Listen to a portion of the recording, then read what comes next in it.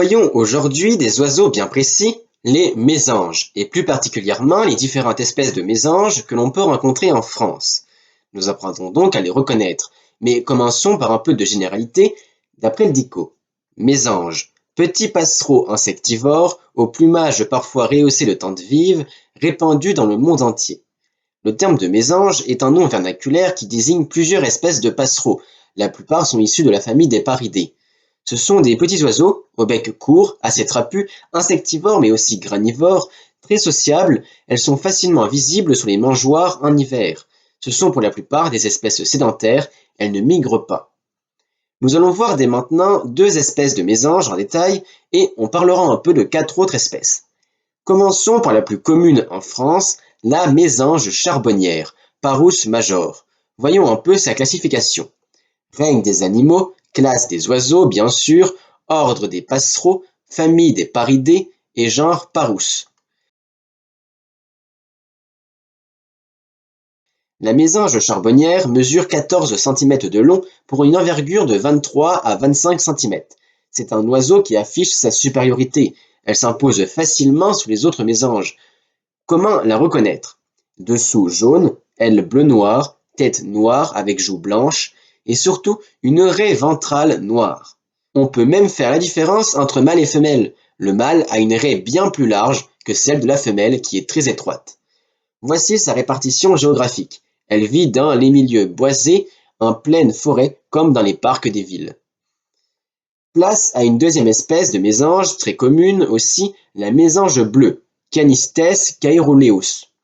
Elle appartient aussi à la famille des paridés, elle mesure 12 cm de long pour une envergure de 18 à 20 cm.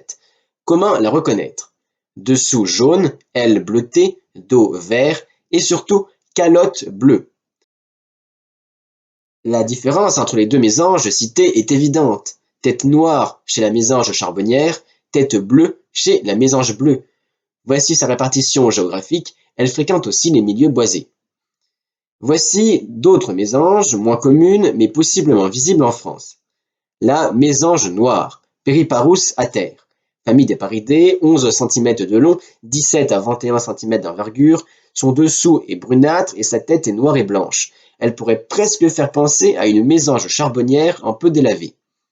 La mésange huppée, Lophofanes cristatus, famille des paridés, 12 cm de long, 17 à 20 cm d'envergure, le dessus est brun, la gorge noire et surtout elle dispose d'une huppe noire et blanche. La mésange boréale, Poecile montanus, famille des paridés, 12 cm de long, 17 à 20 cm d'envergure, le dessous est nuancé de brun et la calotte est noire. Elle préfère les forêts de montagne et humides. La mésange à longue queue, Aegitalos caudatus, appartient à la famille des Aegitalidae. Elle mesure 14 cm de long pour une envergure de 16 à 19 cm.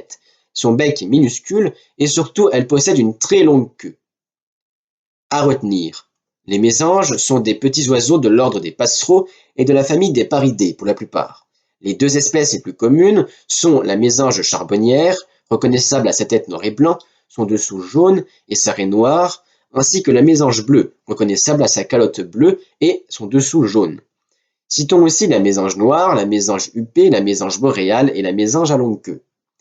C'est déjà la fin de cette courte vidéo. Vous savez maintenant identifier facilement deux espèces de mésanges. Alors n'oubliez pas d'aimer cette vidéo, de la partager, surtout abonne-toi. Tu peux aussi nous rejoindre sur les autres réseaux, Insta, TikTok, Discord. Mercredi prochain, nous verrons de nouveaux minéraux, les halogénures.